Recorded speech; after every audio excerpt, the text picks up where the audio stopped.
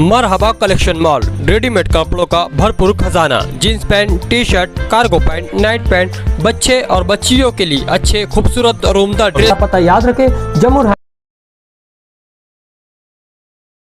तो आशा नगर police station के अंदर जो है गुना नंबर 84/25 ये दाखिल हुआ और उसमें जो लाइक अहमद मोहम्मद कामिल इसने फिरियाद दिया।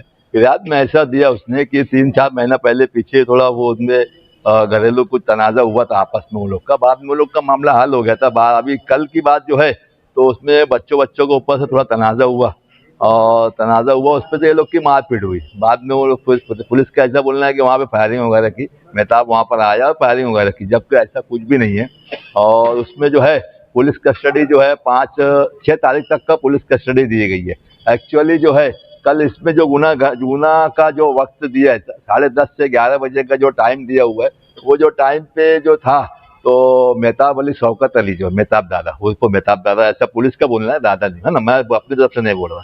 तो इसको ये जो है दावा जो है अभी स्टार होटल के सामने जो नया खुला हुआ है तो वहाँ पर था वो। और उस वक्त इत्तेफाक से कल मैं भी ढाबे पे गया हुआ था, मेरी उसकी फैमिली के साथ मैं गया हुआ था, मेरी उसकी मुलाकात हुई। जो केबिन में 9 डे के अंदर मैं फैमिली के साथ खाना खाया, बाद में उसके बाद उसका नंबर लगा वो। तो उस घटने के टाइम पे जो इस वक्त हादसे का 10-10:30 से 11 का जो टाइम दे रहा है उस वक्त वो वहाँ पर नहीं था, इसलिए उसकी फायरिंग करने का सवाल नहीं आता। उससे पहले जब ये फिरादी पार्टी उसके गाड़ी जो स्कॉर्पियो गाड़ी और वो जीप और मोटरसाइकिल ये सब कुछ तोड़ फोड़ करे, घर में घुसे, उसको नुकसान करे और उसकी वजह से उसकी मम्मी को थोड़ा टेंशन हुआ, दिल का जो वो यानी हार्ट अटैक हुआ, दिल में तकलीफ, छाती में तकलीफ हुई। तो सुफियान जो है उसका छोटा भाई वो आया, उसको वहाँ पर उसकी अम्मी को दवाखाना लेके गया।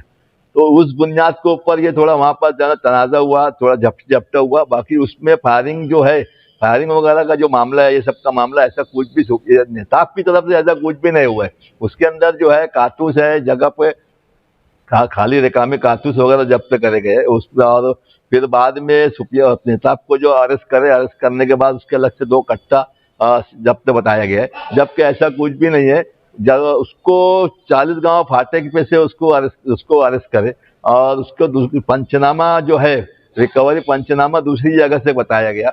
उसके पंचनामे के टाइम पे मेहताब ने जो है वो पंचनामे में इन्वेस्टिगेशन ऑफिसर को ये बोला कि जब मेरे पास से ये कट्टा वगैरह मिला नहीं है तो तुम मेरे पास से कट्टा क्यों दिखा रहे, ऐसा झूठा पंचनामा ये सब क्यों कर रहे। तो ये सब कोर्ट में मैं बोला है। उसके कोर्ट ने पुलिस वालों की और मेरी बयान सरकारी वकील की बहस सुनने के बाद 6 तारीख तक का पुलिस कस्टडी दी गई है। उसके अंदर जो है 10 से 12 लोगों को, नामालूम लोगों को फरार दिखाया गया।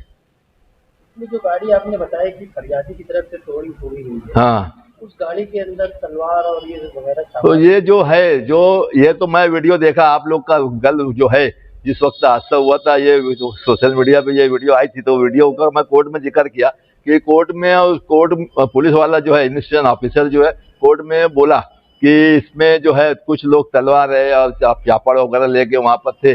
तो इसके अंदर फिर मैंने कोर्ट को बोला कि इसका कल सोशल मीडिया के ऊपर एक वीडियो वायरल हुई थी। वीडियो के अंदर जो है जीप के अंदर एक तलवार है और एक छोटा सा चाकू था वो दिखाए। तो जब वो पुलिस वालों ने जब्त किया तो कोर्ट के सामने उसको क्यों नहीं पेश किया, रिमांड रिपोर्ट में उसका हवाला क्यों नहीं दिया गया कि ये सब जब्त हो गया। यानी कोर्ट को गुमराह कर रही है पुलिस।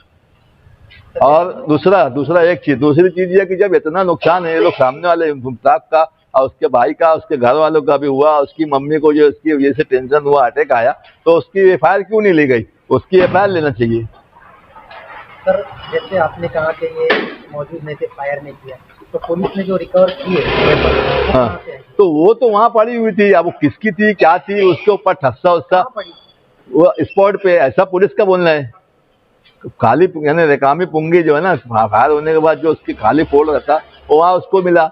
तो अब वो उसका है किसका है वो तो पुलिस उसकी तपास करेंगे। बाकी मेरा ऐसा बोलना है कि उसने कोई फायरिंग वगैरह नहीं कर रहे। कल जो दावत दावे थे आपको मिला था, क्या कोर्ट आपकी बात ये माने नहीं किया नहीं तो मैं तो मेरी छाती पे लेके बोला ना कि मैं वहाँ था, वहाँ सीसीटीवी कैमरे हुए रिकॉर्ड है वहाँ पर। मैं और थोड़े लोग सही थोड़ी की बेगम फाक कुछ भी कर दिया।